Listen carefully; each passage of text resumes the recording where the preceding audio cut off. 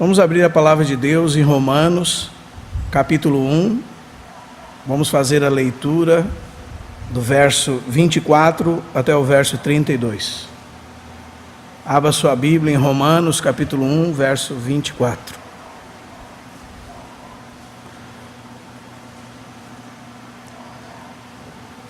Diz assim a palavra de Deus: Por isso Deus entregou tais homens à imundícia, pelas concupiscências de seu próprio coração, para desonrarem o seu corpo entre si. Pois eles mudaram a verdade de Deus em mentira, adorando e servindo a criatura em lugar do Criador, o qual é bendito eternamente. Amém.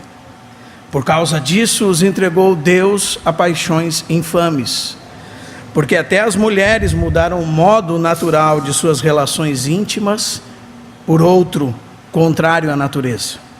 Semelhantemente, os homens também, deixando o contato natural da mulher, se inflamaram mutuamente em sua sensualidade, cometendo torpeza, homens com homens, e recebendo em si mesmos a merecida punição do seu erro. E por haverem desprezado o conhecimento de Deus, o próprio Deus os entregou a uma disposição mental reprovável, para praticarem coisas inconvenientes, cheios de toda injustiça, malícia, avareza e maldade, possuídos de inveja, homicídio, contenda, dolo e malignidade, sendo difamadores, caluniadores, aborrecidos de Deus, insolentes, soberbos, presunçosos, inventores de males, desobedientes aos pais, insensatos, pérfidos, sem afeição natural e sem misericórdia. Ora, conhecendo eles a sentença de Deus, de que são passíveis de morte, os que tais coisas praticam, não somente as fazem, mas também aprovam os que assim procedem. Nós vamos dar continuidade ao nosso tema sobre a exposição de Romanos, e nós estamos expondo do capítulo 1, primeiramente, até o capítulo 3, do capítulo 1, verso 18, até o capítulo 3, verso 20. E nós separamos esse tema em 4 partes. Estamos na primeira delas, que vai do capítulo 1, verso 18, até o capítulo 1, verso 32. E isso diz que os gentios são indesculpáveis e estão sobre a ira de Deus. Hoje, nós chegamos nessa porção do texto que fala da justa retribuição de Deus diante da rejeição dos gentios. Então, contextualizando os irmãos, primeiro a palavra de Deus diz que, diante do conhecimento que os homens têm de Deus, em si mesmo, porque cada homem tem conhecimento de Deus dentro de si mesmo, através da sua consciência, e através de toda a criação de Deus, diante de todos os testemunhos que Deus deu, tais homens são indesculpáveis. A palavra de Deus diz que eles não deram a Deus o que lhes é devido. Pelo contrário, eles suprimiram a verdade de Deus pela injustiça.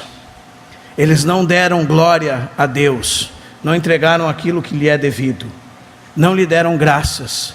Antes, a palavra de Deus diz que eles se tornaram inúteis, fúteis, nulos em suas próprias especulações. Eles rejeitaram a Deus e tentaram encontrar uma nova origem para tudo, para si mesmos, e começaram a especular especulações fúteis, coisas vãs. E a palavra de Deus diz que o coração deles entrou em trevas, o coração deles se obscureceu, e neles surge uma das coisas mais comuns, e poderíamos começar por aqui: a arrogância, a soberba. Eles então, inculcando-se por sábios, tornaram-se loucos. E a palavra de Deus diz que então, rejeitando a Deus, fizeram ídolos para si, se tornaram idólatras. Transformaram a glória do Deus incorruptível em semelhança da imagem de homem corruptível. E não só de homem, mas de aves, quadrúpedes e répteis. E agora, o texto descreve uma justa retribuição de Deus. E nós vamos dividir essa justa retribuição de Deus em 3 partes. E a palavra-chave aqui para nós é: Deus os entregou. Verso 24. Por isso Deus os entregou. Verso 26. Por causa disso, os entregou Deus. Verso 28. Por haverem desprezado o conhecimento de Deus, Deus os entregou. Mas, irmãos, nós precisamos entender, antes de entrarmos nisso, o que é Deus abandonar alguém. O que é Deus, porque é isso que significa essa palavra: deixar de lado, abandonar, entregar.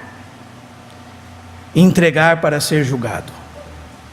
É isso que significa essa palavra entregou. Mas o que não quer dizer esse texto? Primeiro, irmãos, nós precisamos lembrar da longanimidade do nosso Deus. Deus não entregou os homens tão logo eles pecaram. Eles pecaram no dia e no outro Deus os entregou. Isso não é verdade. Deus sempre dá tempo aos homens para que se arrependam. E isso você vai encontrar em muitas porções das Escrituras. Quando Deus faz o pacto com Abraão, Ele diz que levaria o povo cativo para o Egito por 400 anos, até que a iniquidade daqueles povos de Canaã chegassem à sua medida máxima. Então Ele entraria com um juízo sobre eles, quando a medida dos seus pecados estivessem cheia. Então existe a longanimidade de Deus, e nós não podemos esquecer dela, quando vamos meditar com um texto sobre esse. Também, Deus não está alegre em entregar tais homens. Nós, quando lemos um texto como esse, irmãos, podemos pensar em termos humanos, em termos vingativos, da maldade humana. Quando você simplesmente abandona uma pessoa: eu não quero mais nem saber desse cara.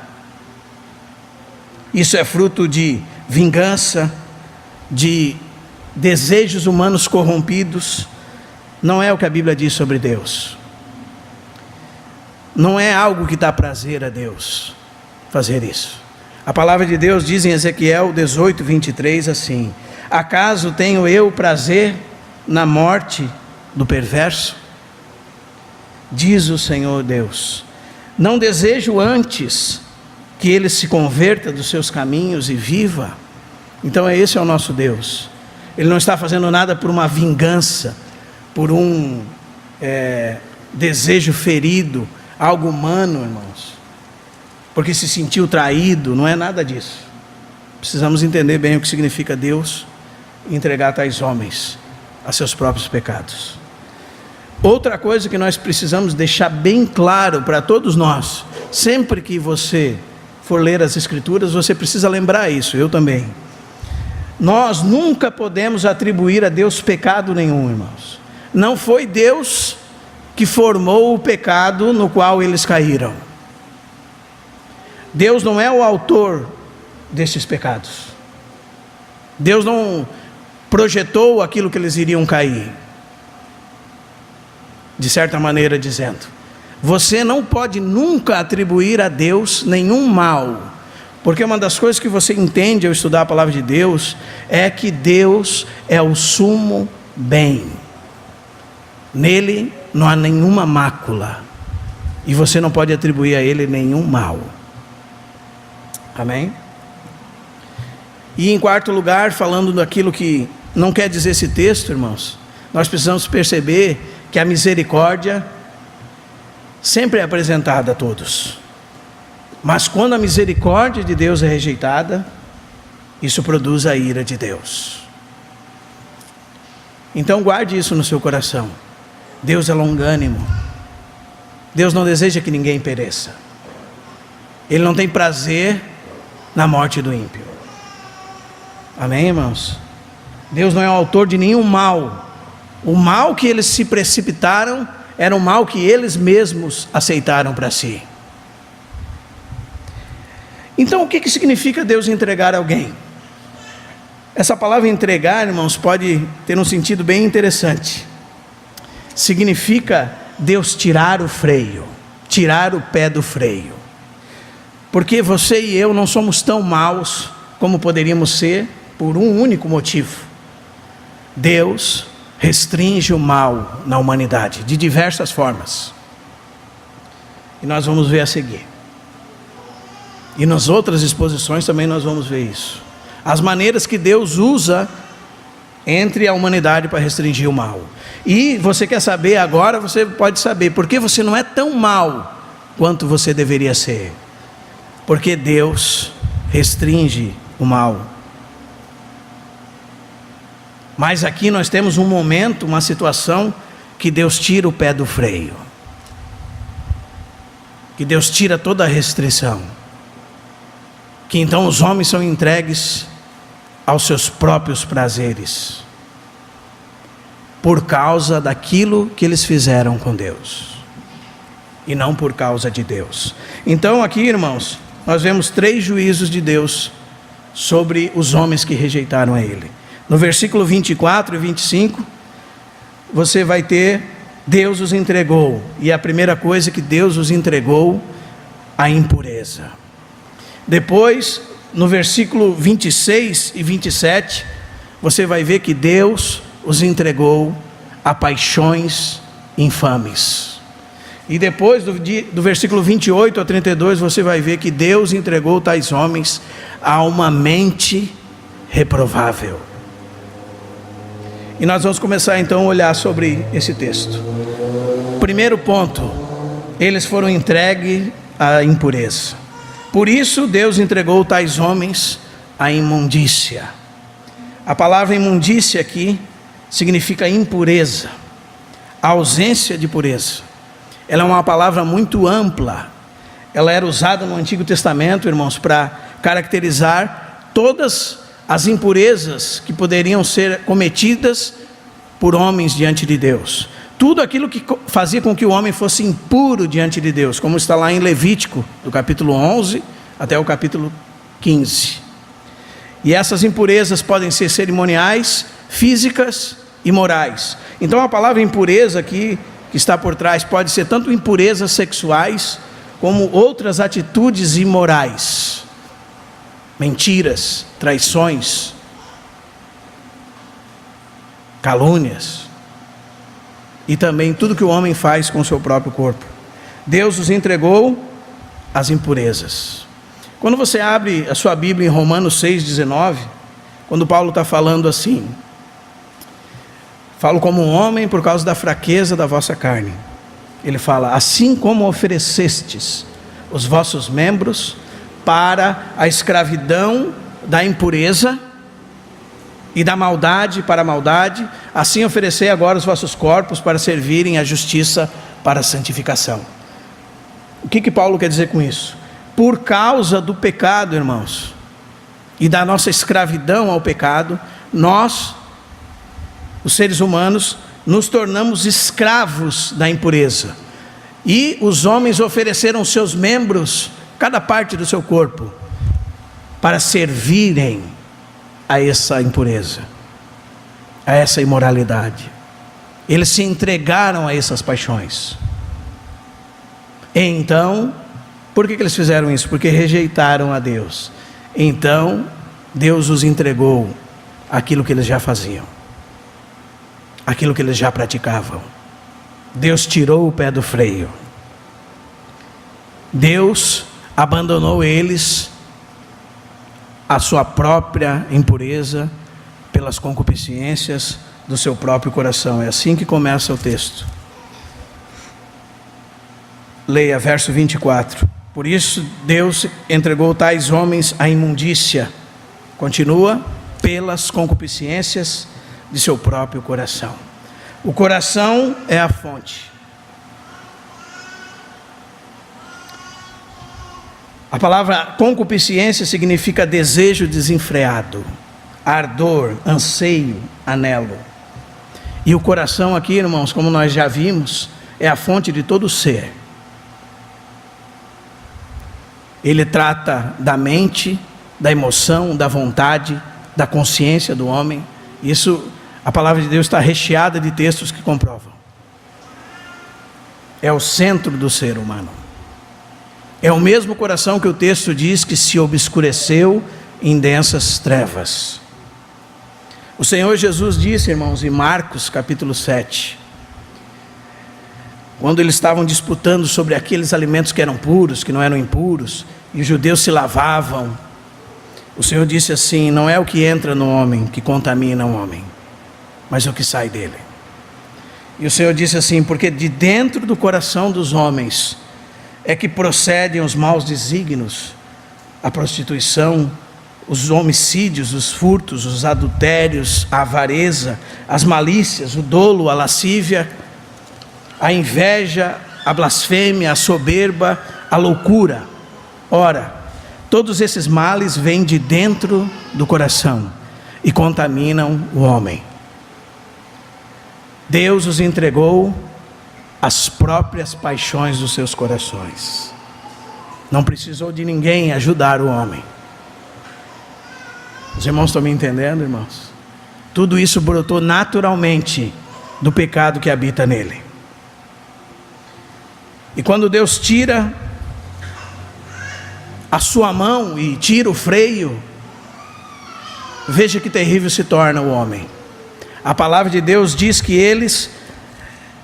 o objetivo desse juízo de Deus era para desonrarem o seu corpo entre si. Nós podemos dizer, irmãos, que essa expressão desonrarem o corpo entre si significa não fazer com o seu corpo aquilo para o qual você foi criado. O homem foi criado para glorificar a Deus. E quando ele abandona Deus, ele começa a produzir através do seu corpo coisas imundas. Fazendo isso, desonra o seu próprio corpo. E fazendo isso na relação com seus semelhantes, desonra a dignidade de Deus que está no outro homem, que foi feito à imagem de Deus.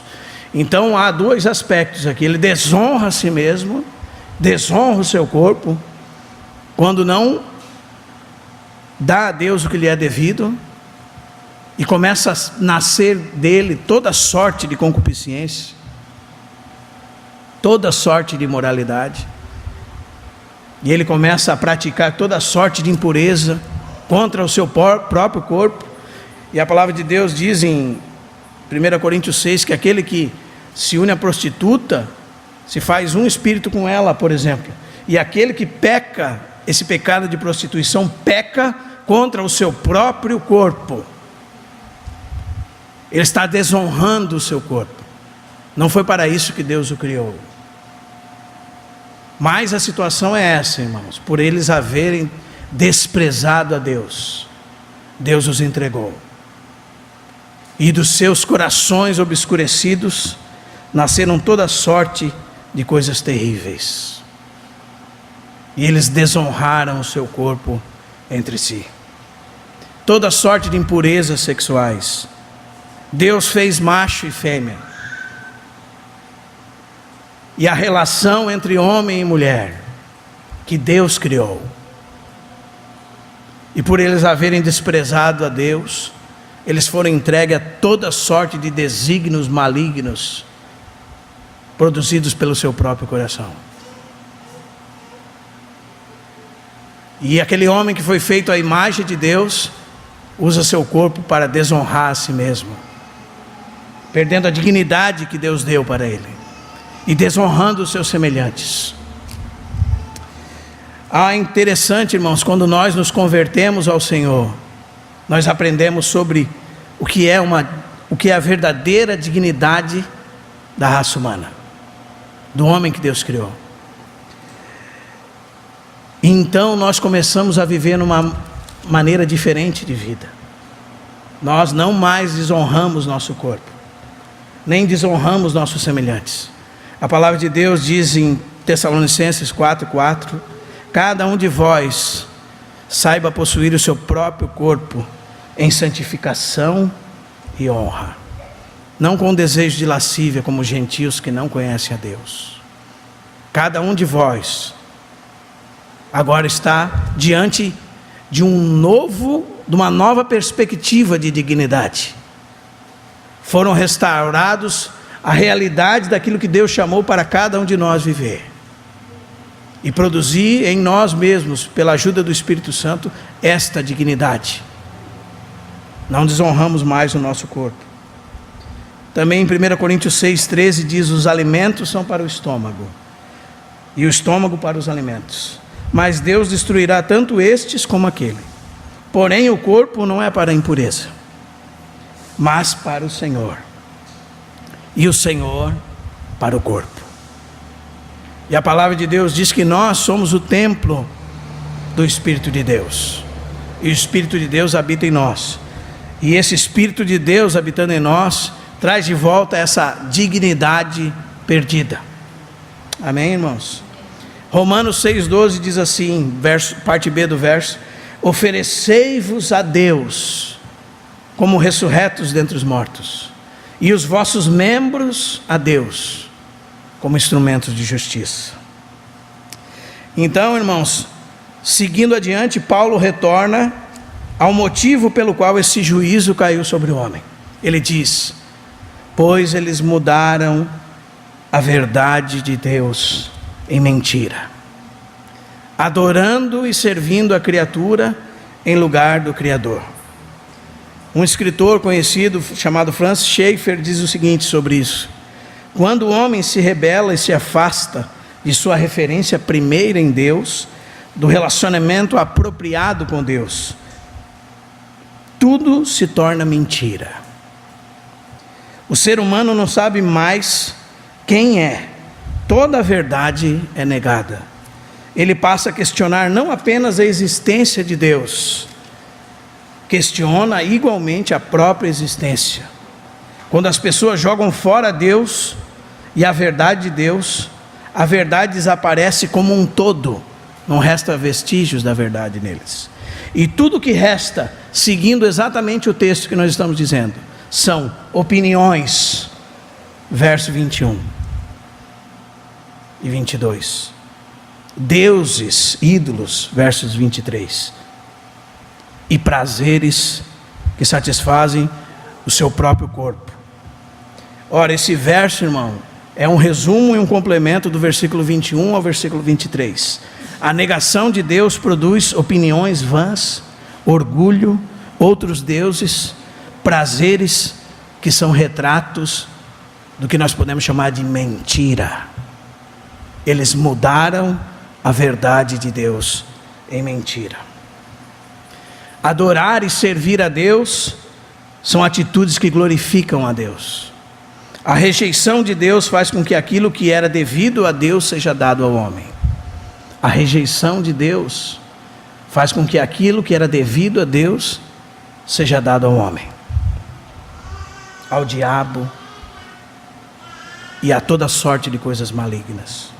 Então Paulo, diante da lembrança de quem é o seu Criador, sustentador, aquele que nos dá vida, respiração e tudo mais, que dá chuvas, ventos, ele não pode ficar quieto, senão dizer assim: o qual é bendito eternamente. Amém. Esse é o Deus que Paulo serve. Esse é o Deus que Paulo conhece. Quando os homens mudam a verdade de Deus em mentira, o resultado é Deus os entregá-los às suas paixões infames. Aliás, melhor dizendo, a imundícia, pelas concupiscências do seu próprio coração. E dando um passo além nessa perspectiva, irmãos, nós temos o verso 26. Os homens foram entregues a paixões infames. Verso 26 e 27. Paixões aqui significam um desejo tão desenfreado que causa calamidade, mal, traz aflição à mente. E infame significa desgraçada, desonrosa, vergonhosa. Tudo isso é o que Paulo traça para definir o homossexualismo. Ou, em outras palavras, a negação de tudo aquilo que é natural. Uma perversão da verdadeira sexualidade. Esse é o resultado do verso 26 e 27. fez o Senhor Deus macho e fêmea. Essa é a ordem natural. E o pecado entrou no mundo. E os homens rejeitaram a Deus. E Deus os entregou às suas paixões infames. A frase até as mulheres, do ponto de vista de Paulo, busca enfatizar a gravidade dessa depravação. Quando um homem faz algo degradante, há certa visão sobre aquilo, irmãos. Agora, quando nós vemos uma mulher na mesma situação, produzindo aquilo que aquele homem está fazendo, parece que aquilo é pior, não é verdade? Quando você, por exemplo, vê um mendigo na rua e é um homem, aquilo não lhe causa tanta estranheza. Agora, quando você vê uma mulher na rua, irmão, aquilo te causa muita estranheza. Parece que o gênero feminino ainda por si tem uma honra sobre ele. Os irmãos estão entendendo, irmãos? E Paulo quer enfatizar a tamanha degradação que ele começa. Até as mulheres mudaram o modo natural de suas relações íntimas. E uma coisa que nós temos que ter bem claro ao ler esse versículo é que os tradutores não foram muito claros aqui. Todas as vezes que você ler a palavra mulher, homem nesse texto, você deveria traduzi-la por fêmea e macho, porque esta é a palavra que traz por trás de homem e mulher aqui. Fêmea e macho, macho e fêmea. Talvez a memória de Paulo, irmãos, esteja Gênesis 1, 27. A palavra de Deus diz assim: criou, pois, Deus o homem, a sua imagem o criou, macho e fêmea os criou. A ênfase de Paulo é exatamente nisso, irmãos. Ora, um texto como esse tem sido manobrado diante da sociedade que nós vivemos. Há uma tentativa de distorcer aquilo que está sendo dito aqui para justificar práticas que a Bíblia condena como condenáveis. Isso eram homossexualidades no sentido sacerdotal, quando nos templos haviam orgias entre homossexuais, e eram as coisas... Não, irmão, leia com facilidade esse texto, você vai perceber que está se tratando abertamente sobre o homossexualismo. Não necessita de muitas explicações. Ele fala da questão do homossexualismo e da perversão ao que é natural. E nós poderíamos identificar muitos motivos para o surgimento dessas práticas. A palavra de Deus mostra esses motivos. E muitas vezes até na nossa experiência de vida nós vemos esses motivos. Até mesmo a psicologia fala muito sobre esses motivos. Alguns foram abusados, outros tiveram uma má criação, outros foram criados, por exemplo, como meninas desde criança, não é? Outros, e por isso que Paulo enfatiza tanto a sexualidade, não tiveram definida a figura do que é ser macho e do que é ser fêmea, que deve ser muito bem definida para os nossos filhos. A sexualidade masculina e feminina, o que é ser um homem macho, o que é ser uma mulher, qual é o papel de cada um, o que é masculinidade, segundo a Bíblia, o que é feminilidade, segundo a Bíblia. E isso pode ser origem, entre tantas outras origens, de práticas terríveis como essa. Inversão de papéis, de pais e mães, entre tantas outras coisas. E a palavra de Deus segue no verso 27, dizendo: semelhantemente os machos também, deixando o contato, risca na sua Bíblia, natural da mulher, se inflamaram mutuamente sua sensualidade, cometendo, risque de novo, torpeza, algo indigno, torpe, vergonhoso, indecente. Machos com machos. E uma parte do verso que precisa de mais explicações é: recebendo em si mesmos a merecida punição do seu erro. O que significa isso? Pode significar duas coisas. o juízo de Deus sobre eles é por causa de rejeitar a Deus. E nos seus próprios corpos se percebe esse juízo. Eles recebem em si mesmos a merecida punição daquilo que fizeram. E também na mente de Paulo pode haver algum tipo de consequência de doença que se refira a esse texto aqui. O receber em si mesmo a merecida punição do seu erro, pode haver algum tipo de juízo que Paulo enxergava entre todos os que tinham tais práticas na sociedade em que ele estava vivendo. E como ele enxergava esse juízo sobre eles, talvez doenças, mortes, qualquer coisa dessas, ele seguia recebendo em si mesmos a merecida punição do seu erro. Então pode ser uma coisa e outra coisa. As duas parecem fazer jus ao texto. Mas eu gostaria de acrescentar algo aqui, irmãos. Deus fez cada uma das suas criaturas com uma dignidade, com uma posição na criação. Podemos dizer que cada criatura que Deus fez, ela foi criada para cumprir um papel apropriado e desempenhar uma posição. Quando o homem abandona Deus, ele perde a noção dessa dignidade. E surge nele toda sorte de imoralidade e impureza. Dentro, por exemplo, irmãos, dentro disso está o nosso amor excessivo por animais, por exemplo. Isto é uma perversão da dignidade humana. E a nossa sociedade está doente nesse sentido. Um animal vale o peso de um ser humano. Ele vale o preço de um ser humano.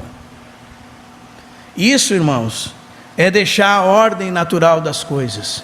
É tirar as coisas da sua posição. Tirar as coisas da sua dignidade. Isto é uma doença.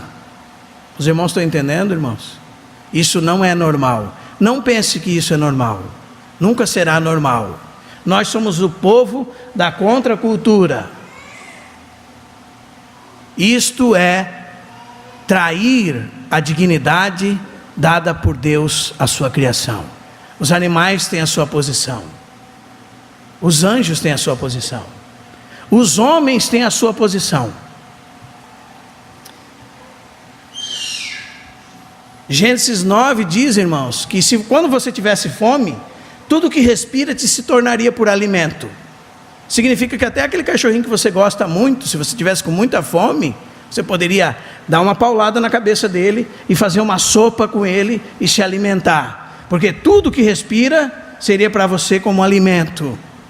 Porque se você não está sendo tratado com dignidade pela qual foi Deus feito você é digno nesse sentido. Você tem sua posição e você está morto da fome, ele tem menos dignidade que você.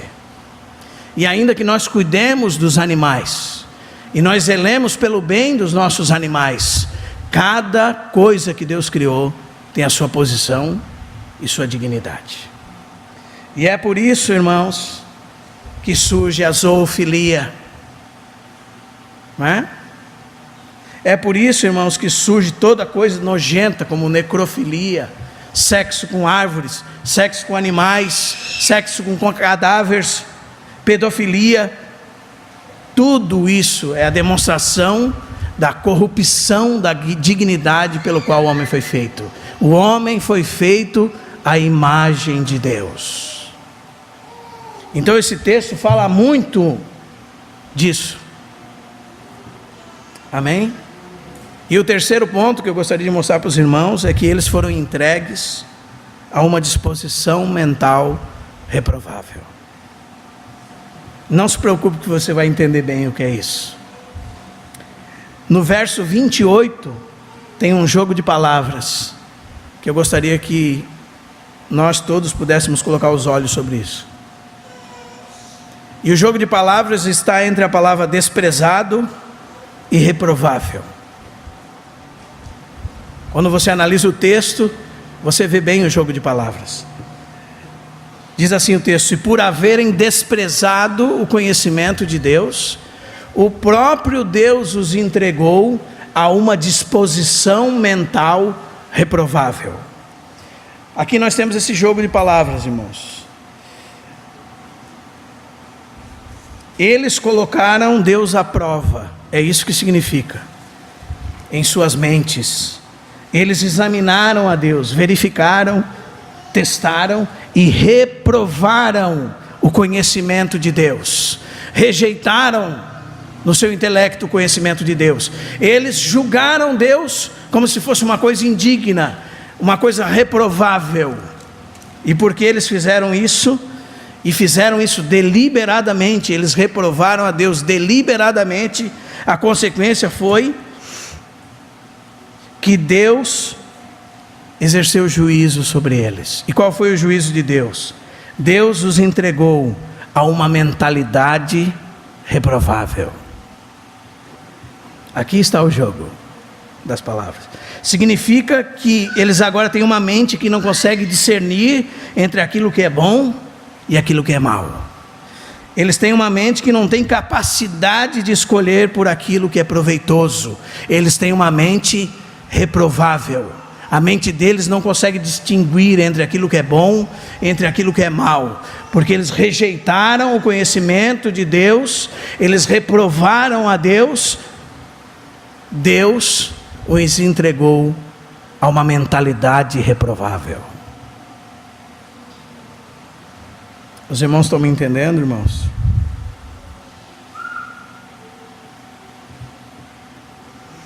Agora a única coisa que eles podem é decidir pelo mal, é inventar mal. E nós chegamos então no verso 29, essa lista de 21 pecados, que se algum irmão quiser a tradução das palavras e o significado, depois eu posso passar, nós não temos tempo de falar de cada um deles. Mas são produtos de uma mente reprovável. E a palavra de Deus diz que eles são cheios de toda injustiça, malícia, avareza, maldade. São possuídos de inveja, querem ter o que os outros têm. São homicidas, às vezes na prática, outros somente nos seus próprios corações, como a palavra de Deus diz: aquele que odeia o seu irmão é homicida. A natureza do homicídio está dentro deles. Cheios, possuídos de inveja, homicídio, contenda, todo dolo. Isso significa aquilo que surge de má intenção, surge do engano, por meios enganosos. Malignidade, são difamadores. Difamar é futricar em segredo, fofocar em segredo, fazer intrigas em segredo, de ouvido a ouvido. Caluniar é quando isso se torna aberto. Caluniadores. Por isso eles odeiam a Deus, eles são aborrecidos de Deus. Significa que eles odeiam a Deus. Deus é inimigo deles. Por quê, irmãos? Porque Deus é contra tudo que eles fazem. E se eles pudessem se livrar de Deus, então eles estariam livres para praticar tudo que eles fazem. E como Deus está presente, eles não têm outra coisa a fazer senão o odiá-lo, porque a presença dele os condena, os envergonha, sempre demonstra sua sujeira. Então eles têm que odiar a Deus. São insolentes, são soberbos, são pessoas arrogantes, que se pensam ser mais do que os outros, são presunçosos, são inventores de males. Quem inventou a pornografia pela internet? Quem inventou toda essa sorte de maldade e malignidade, irmão? Quem teve toda essa criatividade para o mal? Para fazer tudo o que é mal? Quem tem essa criatividade, por exemplo, de colocar um chip numa bomba de combustível para roubar gasolina? Que criatividade para saquear um caixa eletrônico, para criar um sistema para burlar e sair o dinheiro do caixa eletrônico?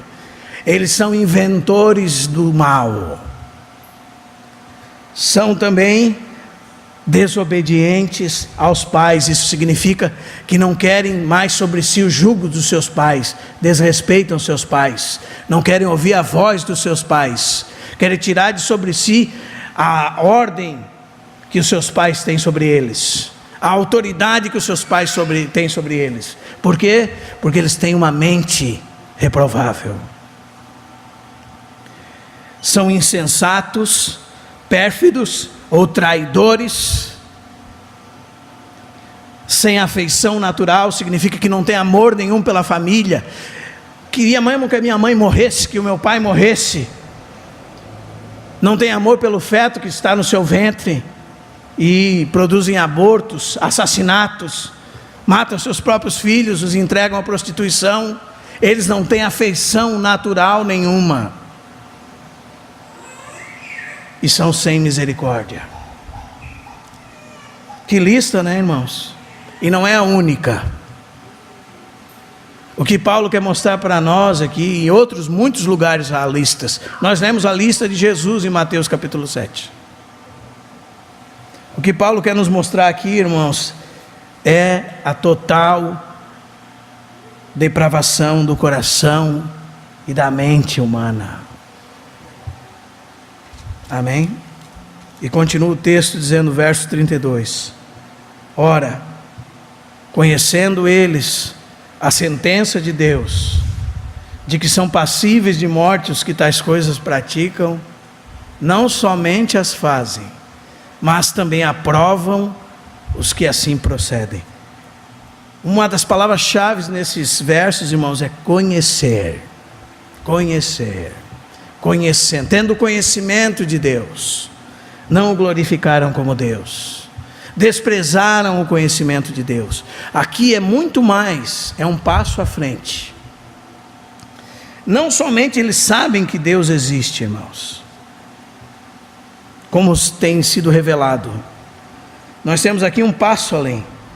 Deus também, eles têm ciência no coração deles, que Deus julga todos esses crimes como um justo juiz. Eles sabem que Deus tem sentença de morte contra os que tais coisas praticam. Veja que depravação, irmão. Eles conhecem a Deus, a sua consciência dá testemunho de Deus, a natureza dá testemunho de Deus. Eles mudam a glória de Deus deliberadamente, não dão a Deus o que lhe é devido, desprezam a Deus,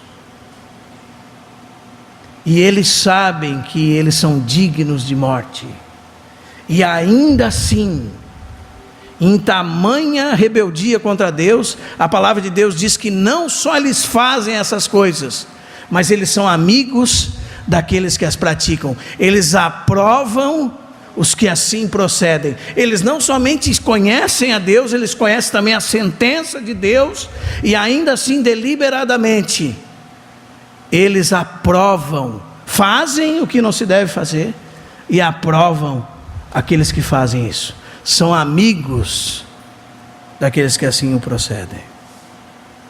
Que coisas terríveis, não é verdade, irmãos? E que lições nós podemos aprender desse texto? Porque há lições importantes para aprendermos num texto como esse. A primeira delas, irmãos, é que Deus é um justo juiz e julga com justiça. Pense sobre isso. Ainda que nós, irmãos, não vemos muitas vezes, e não é do nosso departamento, existe o juízo de Deus. A palavra de Deus diz, irmãos, que os juízos de Deus são insondáveis, são inescrutáveis. Quando você está olhando para alguém que você diz assim, essa pessoa, Deus devia de fulminar da face da terra, né? Por tamanha malignidade. Deus está esperando você entender, irmão, que você não é diferente dela. Deus está esperando você entender, irmão. Deus está esperando mudar a chave na sua cabeça para você ver que você não devia ter inveja dela. Cada pecado de cada homem será lidado por Deus. Muitas vezes nos juízos temporários de Deus, outras vezes no final de todas as coisas. Todos os homens estarão diante de Deus. Cada um dará conta de si, segundo as suas obras. E desse dia nenhum homem escapará. Amém, irmãos? São insondáveis os juízos de Deus, mas Deus é um Deus que julga justamente. E se Deus está a governar o mundo, irmãos, e julgar, ainda com que sejam os juízos temporais dele, o que será de nós, os seus filhos? O que você pensa sobre você e a mim? Será que você fica com inveja do ímpio quando ele peca e Deus o mantém livre de juízo? Mas quando você peca, você percebe que a vara já cega sobre você, não é? Aí você diz assim, poxa Deus, alivia para mim, Deus. Deus trata-nos, irmãos, como a filhos. E não há filho que o pai não corrija. E se nós estamos sem correção de filhos, nós não somos filhos, somos bastardos. Porque não há filho que o pai não corrija. E os nossos pais naturais, o autor aos Hebreus fala do capítulo 12, do verso 4 em diante, nos corrigiram por algum tempo, como lhes parecia bem. Deus nos corrige para aproveitamento, para que sejamos participantes da sua santidade. Então, se Deus está a julgar o mundo, irmãos, com seus juízos, não esqueça que Ele está a julgar-nos também. O juízo começa pela casa de Deus, como disse Pedro, capítulo 4. Isso é uma lição importante para eu e você guardarmos no nosso coração. Amém? Terceira coisa, nós precisamos perceber, e nós vamos ver nas mensagens adiante, que há certos mecanismos que Deus tem para restringir o mal. E por isso os homens não são tão maus como deveria. Por exemplo, a punição dos governos, os bons exemplos de seus pais, uma boa educação, a consciência dentro deles, são alguns mecanismos que restringem o mal de alguma maneira na sociedade. Por que eles não roubam até não poder mais? Porque há a polícia. Por que eles não matam? Porque há a punição severa. Os irmãos estão entendendo, irmãos? São mecanismos claros para subverter o mal. E a palavra de Deus diz em Romanos 13 que são instrumentos de Deus, ministros de Deus. Ministros de Deus. A polícia está a serviço de Deus. São ministros de Deus. Vingador. São ministros de Deus em ira para castigar os que praticam o mal. Então há formas de Deus restringir de certa maneira o mal no mundo. Uma delas, por exemplo, que em todas as sociedades civilizadas, por trás delas você encontra a lei moral de Deus. Não matarás, não adulterarás, não farás falso testemunho, não cobiçarás. Os irmãos estão entendendo, irmãos? E certo vestígio dessa realidade em todas as leis, em todas as sociedades. Por isso o mal é restringido. Em quarto lugar, todos nós fomos postos como testemunhas da verdade. Se os homens mudaram a verdade de Deus em mentira, você e eu, irmãos, a igreja de Deus é testemunha da verdade. Você e eu somos responsáveis por falar a verdade. Você e eu somos responsáveis para dar resposta a todas as demandas do mundo, Nós temos a verdadeira visão de mundo, cosmologia. Nós temos a verdadeira visão sobre o homem, a verdadeira antropologia. Os irmãos estão entendendo, irmãos? Você tem e eu temos as respostas de Deus. E nós todos deveríamos nos preparar. A igreja, 1 Timóteo 3,15, diz que é coluna e baluarte da verdade. Não que nós temos luz própria, mas nós somos a candeia que reflete a luz de Deus. Ele não era luz, fala sobre João, mas veio para que testificasse da luz. Esse é o nosso papel. Nós resplandecemos a luz de Deus no mundo, a verdade de Deus, o que é realidade sobre as coisas. Esse é o nosso papel, irmãos. E se você não sabe responder sobre Deus, sobre o mundo, sobre o homem, adequadamente, como eu brincava com um amigo meu que pensa que a sociedade foi criada para cada um ser bonzinho com o outro, não é? E então quando nós somos bonzinhos e amar uns aos outros, então nós vamos ter uma vida feliz, o homem será feliz. Que loucura, irmãos. Isso vem de uma antropologia equivocada, vem de uma cosmovisão equivocada, e nós deveríamos ter as respostas para essas coisas. Nós deveríamos saber quem é Deus, conhecer sobre Ele, amém? Seus atributos, a sua personalidade, a sua pessoa, tudo sobre Ele, tudo sobre o seu Filho, tudo sobre o seu Espírito Santo, tudo. Não estou falando que vai cair como osmose sobre nós, mas deveríamos começar. Demora muito tempo, deveríamos começar. Em quinto lugar, a nossa relação social, seja entre pais e filhos, marido e mulher, entre amigos, servos e senhores, só será adequada quando a nossa relação com Deus estiver no seu devido lugar. Então um casal se casa não para glorificar a Deus, mas para buscar no outro as suas carências, e terá uma vida infeliz, porque o seu relacionamento não é de cada um deles para com Deus, e então de um para com o outro, mas é só de um para com o outro.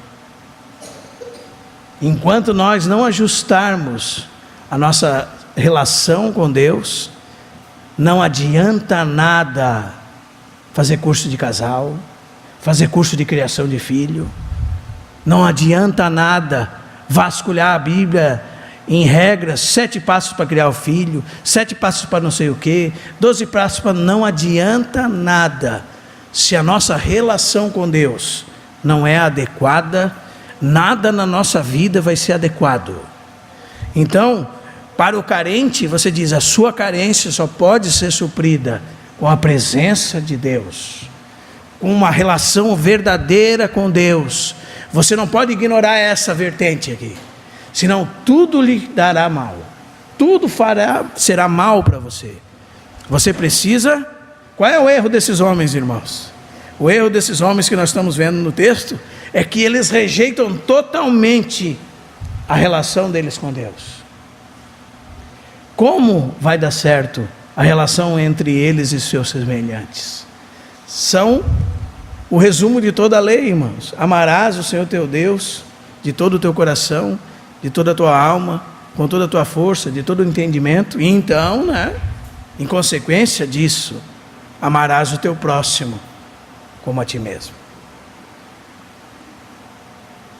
Esse meu amigo pensa que amar o próximo como a si mesmo é o princípio da sociedade que Jesus ensinou. Jesus ensinou uma boa sociedade,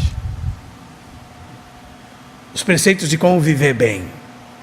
A palavra de Deus diz em João 5,19, 1 de João, o mundo jaz no maligno, está sepultado no maligno, nossas esperanças não estão nele.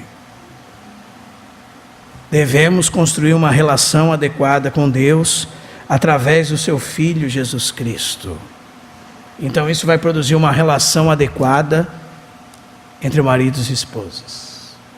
Aí você vai ler Efésios 5 de outra forma, irmão. Efésios 6 de outra forma. Amém?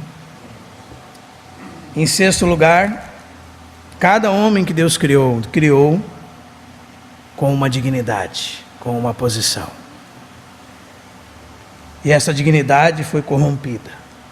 Nós agora, os cristãos, somos exemplos de uma vida digna. E a palavra de Deus diz em Filipenses 2, que nós devemos viver, aliás, Filipenses 1,14, por modo digno da vocação a que fomos chamados. Há uma dignidade para os cidadãos dos céus. Há uma dignidade restaurada, a imagem de Deus restaurada no coração dos seus filhos, os salvos. Agora eles estão aptos para representar a Deus. E nós não podemos esquecer disso, irmão. Nós devemos buscar a glória do nosso Deus. Em sétimo lugar, nós somos pautados pela palavra de Deus. Ela é a nossa verdade. Não importa o que o mundo diga. Não importa o que o mundo diga. O mundo diz que você, se sente como uma árvore, pode dizer que é uma árvore. O mundo diz que se você não se sente no corpo e você não pertence ao corpo que Deus te criou, você pode escolher ser o que você quiser. O mundo diz que você pode ter relações entre tudo que você imaginar, com cães, tudo é normal, ou é arte, ou é um novo modelo de mundo. É o amor, é o diabo, é a mentira. Nós não somos pautados por essa mentira. A palavra de Deus é a verdade.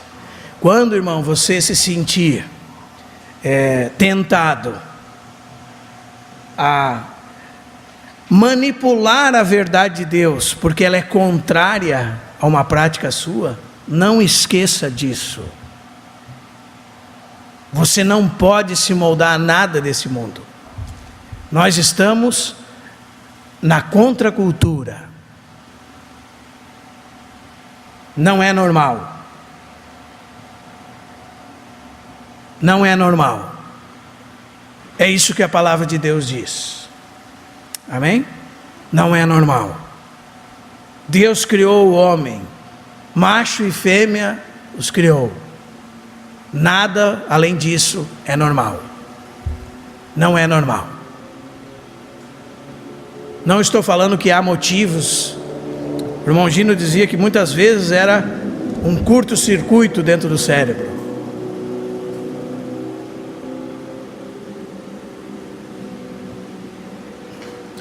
Porque perverter a dignidade humana é um sinal de malignidade. O irmão Roger, que é citologista, ele diz que um dos sinais que a célula está se tornando cancerígena é que ela começa a mudar a sua forma. Ela foi feita por Deus de um jeito, e o jeito dela está se moldando, está se diluindo, e ela cria uma espécie de aracniforma. E quando ela está prestes a morrer, ela cria uma espécie de serpentiforma, quando ela está morrendo. Uma célula cancerígena. O que eu estou dizendo com isso? Não é normal. Não é normal um jovem botar chifres. Não é normal um jovem destruir o seu corpo todo. Ele está se transformando num demônio. Deus o fez à sua imagem. E o diabo quer que ele se transforme à imagem dele. Nada disso é normal. Você pode dizer para um pregador do evangelho 1 milhão de vezes que isso é normal. Isso não é normal. E é a palavra de Deus que diz que não é normal. Amém, irmãos? E nós morremos ou vivemos por essa palavra. Amém? Então tudo que muda a imagem de Deus no homem, a naturalidade no homem, não é normal. É perversão, é imoral, é desrespeitoso ao Criador. Deus os criou, macho e fêmea os criou. E ainda que você tenha que dar a sua vida por isso, você não pode negar a verdade. Amém? Outra coisa. 8º. Uma mente saudável é uma mente que não desaprova a Deus. Tudo na sua mente deve partir desta perspectiva. Tudo que é verdadeiro, tudo que é respeitável, tudo que é justo, tudo que é puro, tudo que é amável, tudo que é de boa fama, se alguma virtude há, se algum louvor existe, seja isso que ocupe o vosso pensamento. Fixe a sua mente em Deus. Não reprove a Deus. Não reprove a Deus nas suas decisões. Não descarte a Deus das suas decisões. Não decida nada sem Deus. Não se mova um passo sem Deus. Se você verdadeiramente conhece a Deus, não escolha nada sem Deus. Sua mente será reprovável. Você não saberá responder e decidir com sabedoria sobre nada a parte de Deus. Uma mente saudável é uma mente que não desaprova a Deus. É uma mente capaz de exercer verdadeiro juízo. Optar pelo bem e rejeitar o mal. A palavra de Deus diz: apega-te ao bem e abstende-te de toda espécie de mal. Isso só pode ser feito por uma mente sadia, uma mente cristã, uma mente renovável. Como a palavra de Deus diz aqui, irmãos, no capítulo 8 de Romanos, versos 4, verso 5, porque os que se inclinam para a carne, fixam a sua mente nas coisas da carne, mas os que se inclinam para o Espírito, nas coisas do Espírito. E a sua mente é como esse pêndulo. O pendor da carne dá para a morte, mas o do Espírito para a vida e paz. Por isso o pendor da carne é inimizade contra Deus, pois não está sujeito à lei de Deus, nem mesmo pode estar. Portanto, os que estão na carne não podem agradar a Deus. Uma mente saudável é uma mente que não desaprova a Deus, que tudo nas suas escolhas começa com Deus. Nós viveríamos muito bem, teríamos dias felizes nesse sentido, porque eu não acredito que um homem que está cumprindo o desígnio de Deus para ele seja alguém triste, ainda que tudo à sua volta seja contrário, ainda que ele esteja para morrer, ele é alguém feliz, porque ele sabe que ele está fazendo aquilo que Deus chamou ele para fazer, independente do preço que seja pago para isso. Então não desaprove a Deus no seu pensamento. Jovem, não desaprove a Deus no seu pensamento. Criança, não desaprove a Deus no seu pensamento. Não se perca de Deus, não esqueça Deus. Você não poderá tomar nenhuma escolha real e genuína para o bem longe de Deus. E em último lugar, irmãos, terminando, eu gostaria de enfatizar que esse texto é um diagnóstico para o homem. É um diagnóstico da raça humana, irmãos. É um diagnóstico da total depravação do homem, da mente do homem depravada, do coração depravado, da sua cegueira, das suas trevas, da sua soberba, das suas paixões infames, de toda sorte de perversidade de mente. Esse é um texto importante para nós. Porque quantas vezes você já ouviu: aquele irmão é tão bonzinho, aquela irmã é tão boazinha, aquela pessoa é uma pessoa boa, né? Espero que realmente o Senhor possa abrir os nossos olhos, irmãos. Se Deus tirar o freio, irmão, você não é bonzinho. Se Deus tirar o freio, irmão, você não sabe onde você pode chegar. A Bíblia descreve onde você pode chegar. De qual é o tamanho do abismo que você pode cair, se Deus tirar o freio. Amém? Vamos orar, irmãos?